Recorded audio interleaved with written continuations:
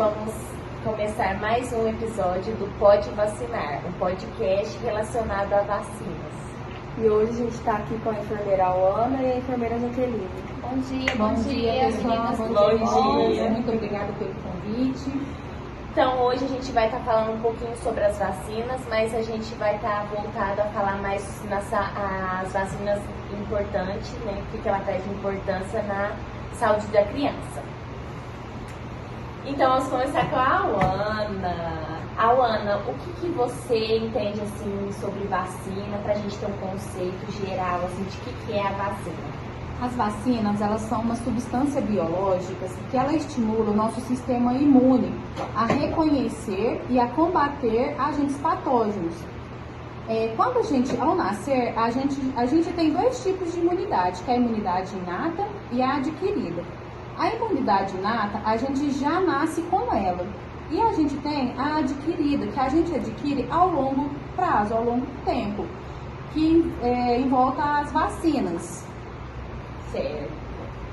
E agora para a Jaqueline a gente vai fazer uma perguntinha. E agora para a Jaqueline a gente vai fazer outra perguntinha. Como que funciona a vacina do corpo humano? As vacinas, elas são feitas através de vírus inativados. E o que acontece? E com partes atenuadas desses micro-organismos. Quando a vacina ela é administrada e entra em contato com o corpo humano, o nosso sistema imunológico ele já vai criar defesa contra esses tipos de micro-organismos e também ele vai criar uma memória imunológica. Por isso que dessa forma garante a eficácia da vacina, porque aí o nosso corpo já vai ter a resposta imunológica contra esse tipo de micro-organismo, a esses vírus. Agora a gente vai estar falando um pouquinho sobre o impacto que as vacinas trouxe para a gente durante toda a história, né? Desde a criação dela até os dias de hoje. Então, Ana, quais que foram os impactos, né? Os avanços na saúde pública que a vacina trouxe para nós? Bem, a gente teve a erradicação da varíola, a queda drástica da poliomielite, a gente teve o controle do sarampo, da cachumba e da rubéola, e também tivemos a redução da meninge e da pneumonia, sem contar que a gente teve o controle do combate à gripe e agora recentemente a do Covid-19. E sem contar também que a gente teve uma prevenção do câncer de colo de útero. E o legal é que, tipo assim, as vacinas é tão importante que ela chegou a erradicar uma doença, né? Então, por isso que tem muita gente, depois no final a gente vai dar uma discutida do que tem pessoas que nem acreditam ainda, né? A gente tem provas científicas que ela faz. Exatamente, no Brasil mesmo a poliomielite foi erradicada, né? Tem história da varíola que foi no mundo, mas a gente teve caso no Brasil, até porque um dos melhores calendários vacinais que existem é do Brasil. E sem contar a vacinação da Covid, né? Recente agora que todos têm acesso, quantas pessoas que morreram por conta desse vírus, né? Teve também mortes, complicações, né? No sistema antes de descobrir a vacina, né? Jaque, como que a cobertura vacinal influenciou no surto da pandemia? O que acontece? Quando grande parte da população ela recebe essas vacinas, passa a ter uma diminuição do contágio, porque diminui, né, pessoas contaminadas, sendo assim diminui a transmissão de um para o outro. Dessa maneira a gente consegue estar às vezes até protegendo pessoas que não podem receber vacina, como recém-nascidos ou imunossuprimidos, né? Então a diminuição da circulação desse vírus, ela é muito importante para estar reduzindo o número então de casos de novas doenças. E é um efeito, como que eu posso falar, coletivo, né? Exatamente, a vacina ela tem sua eficácia e eficiência quando as campanhas são bem feitas, sim, né? São bem aderidas pela população também. E a gente viu isso, não tem exemplo melhor do que a gente viveu agora na pandemia, né, da Covid-19, porque a gente estava isolamento, né, justamente para estar evitando a circulação desses vírus, do micro-organismo. E quando veio a vacina, as pessoas, a população começou a ser vacinada, a aderir à vacinação, aos poucos fomos voltando às nossas vidas e às nossas rotinas normalmente, porque grande parte da população estava protegida, sendo assim, acaba que vai protegendo até às vezes quem não tomou a vacina. O ideal seria todos tomar, né? Pra gente tentar aí uma erradicação. Mas só de diminuir uma porcentagem grande já é de grande benefício para a saúde pública. Com certeza. E sem contar que hoje em dia, graças à vacina, né, que os pesquisadores se aprofundaram, né, tiveram muita força de vontade de evoluir mais, hoje se torna quase que uma gripe comum, né? As pessoas têm Covid, porém os sintomas são menores. Né? Não tem tantos agravos, não precisa entubar, não precisa recorrer a recursos, né, mais a fundo, né, mais profundo. Bom, agora a gente vai falar um pouquinho sobre as vacinas na saúde da criança, né? Então a gente vai começar desde lá do nascimento. Ana, quais são as vacinas recomendadas ao nascer? As vacinas são a BCG e a hepatite B. A BCG, ela protege contra as formas mais graves da tuberculose, como a meningite tuberculosa e a tuberculose miliar. Ela é uma vacina atenuada, que ela é com um vírus vivo. E ela é feita, a administração dela, intradérmica. Dependendo da instituição que foi feita a medicação, ela pode ser administrada de 0,05 ml ou 1 ml, com a agulha 13 por 4,5 e no deltoide direito. E ela ocorre uma pústula no local da aplicação.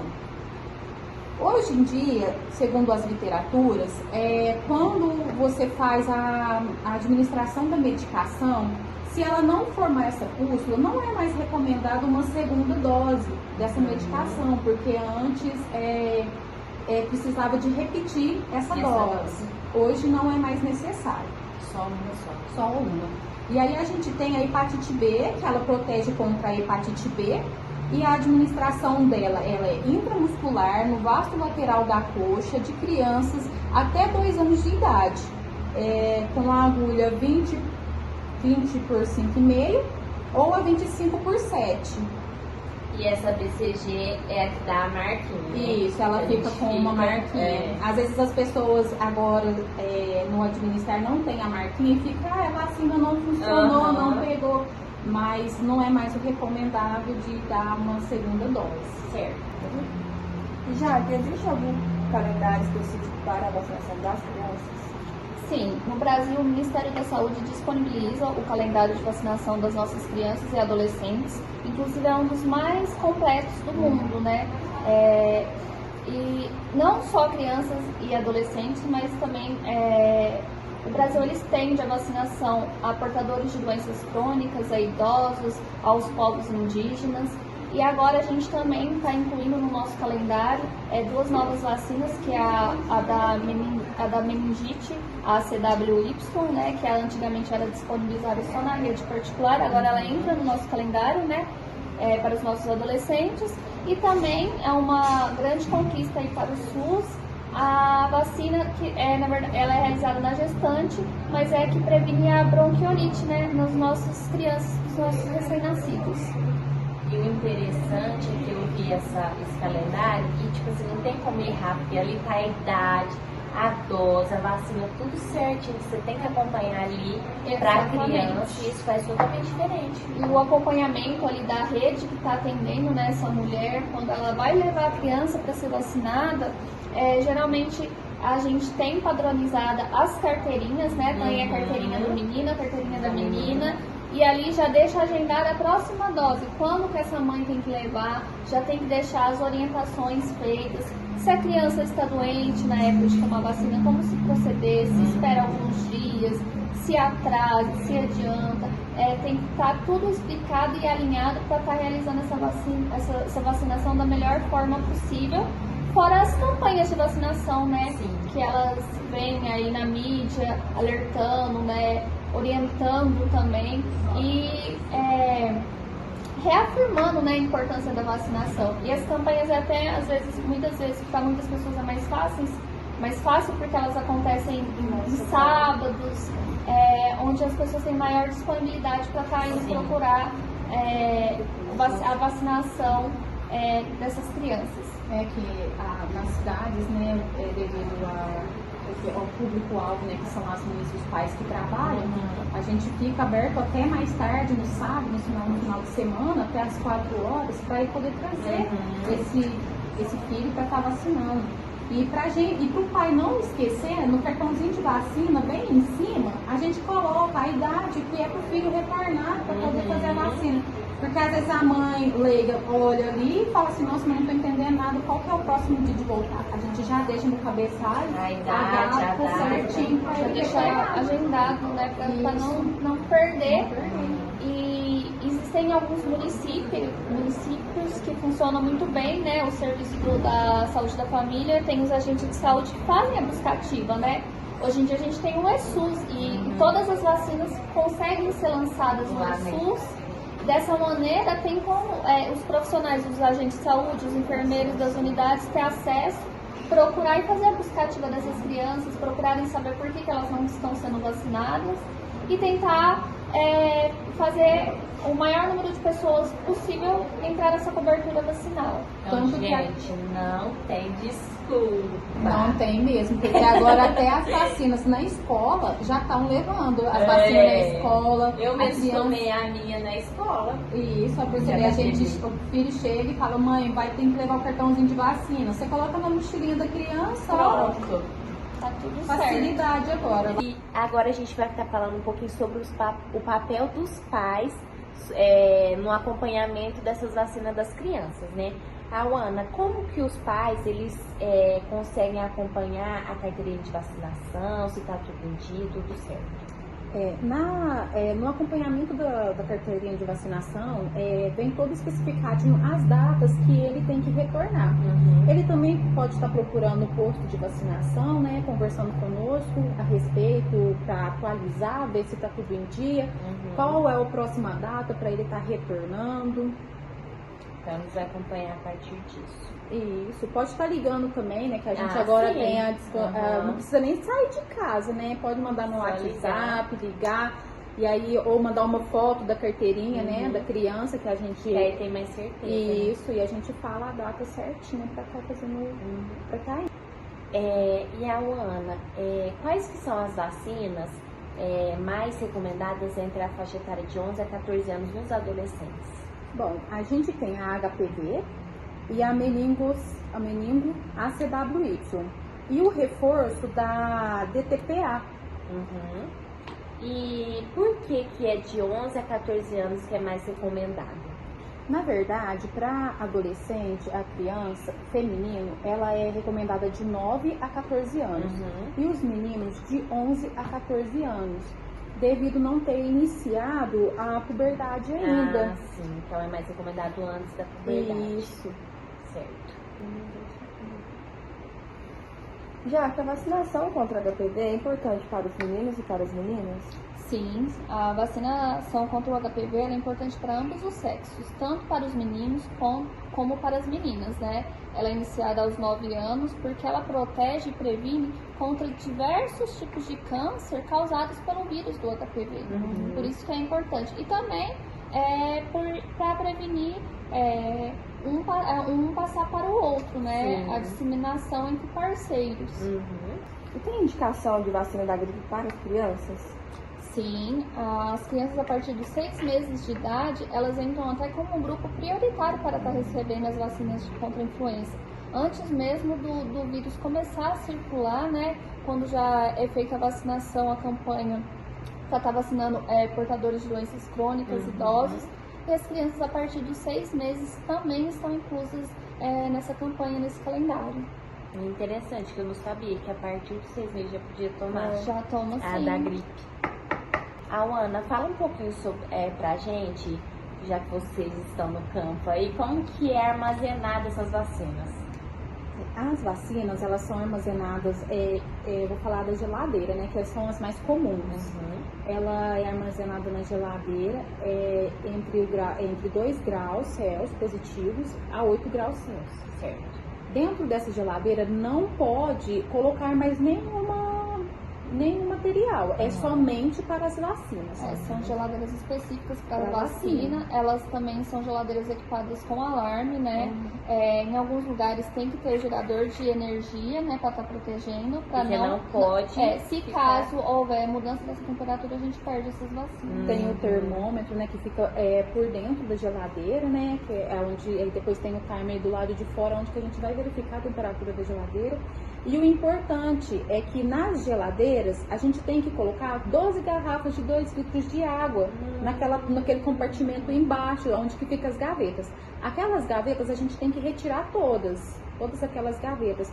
Por que da importância da água? Porque se caso der uma queda de energia, alguma coisa, aquela água gelada vai manter a temperatura até voltar. Isso.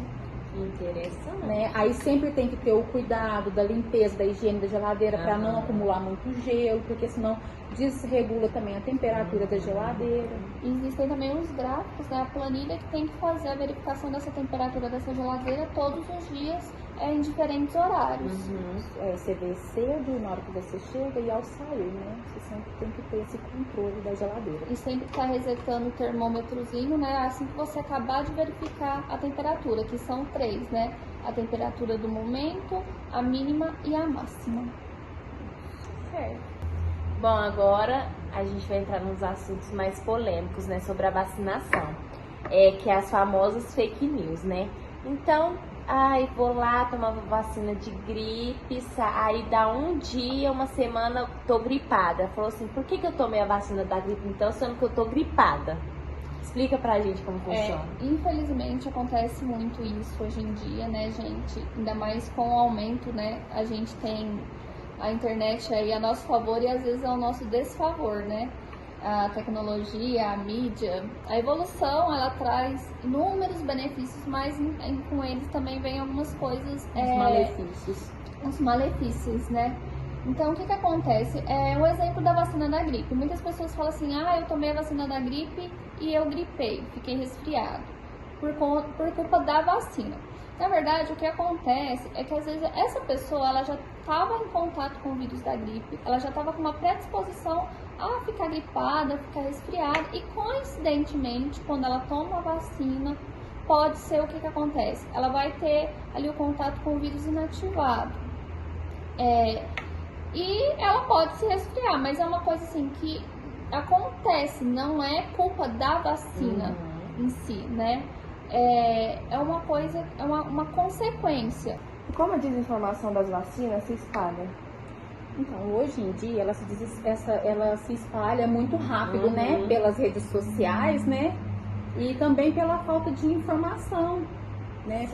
Pela falta de comunicação, de orientação, de procurar saber certinho com um profissional da área da saúde como que funciona, né, corretamente. É até curioso, eu tenho um caso até para estar contando aqui para vocês que aconteceu comigo.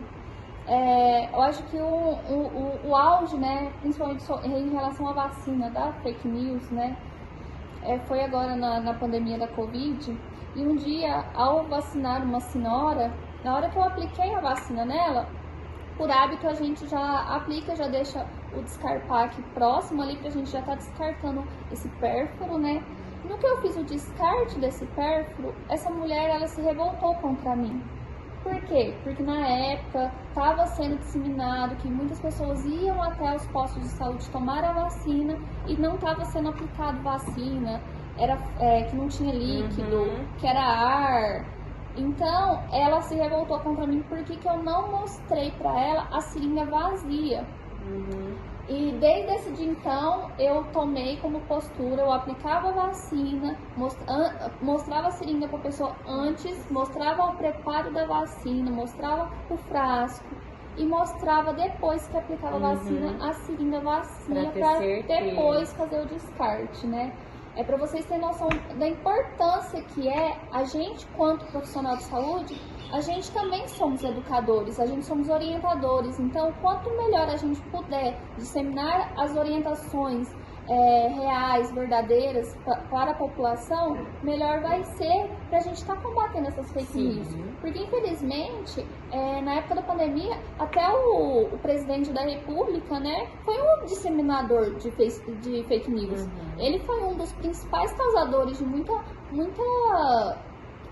dúvidas da população sobre as vacinas. Então a gente tem que ter muito cuidado com pessoas, né, com poder de informação, para estar sempre passando a informação de maneira mais clara e verdadeira possível, para a população estar melhor orientada e assim melhor vacinada e consequentemente maiores benefícios coletivos a todos. E é interessante que quando o paciente chega para nós, ele já vem com aquele ar ou de superioridade, ou que é uma pessoa muito humilde. Então ali você já tem que manipular um jeito de você abordar aquele paciente e explicar para ele. Fora que isso traz mais segurança ainda para o paciente, né? Ainda mais vocês que são da área da saúde, tem que trazer maior segurança para eles não também continuar espalhando essas desinformações. Exatamente, né? para quando às vezes a desinformação chegar nele, ele fala, não, eu fui lá, conversei com a enfermeira, não é assim, ela me explicou. Mostrou. E a gente tem que falar mesmo, tem que explicar e orientar essa população para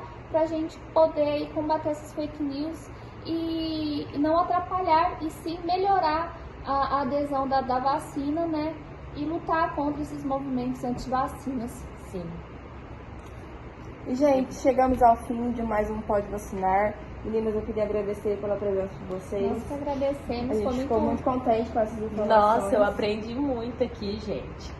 Com a experiência delas, né? Que passou pra gente, com coisas que realmente acontecem, né? Nós que ficamos lisonjeadas de poder participar e agradecemos o convite. E espero ter contribuído um pouquinho a mais com a informação, né? E dúvida, pessoal, procura o pronto atendimento. Procure a unidade de saúde, procure o profissional de saúde, procure o enfermeiro. Não tenha vergonha nem medo. Porque eles estão ali justamente para ajudar, para orientar. Exatamente. Tchau, gente. Tchau, Tchau, gente. Obrigada. Até o próximo episódio.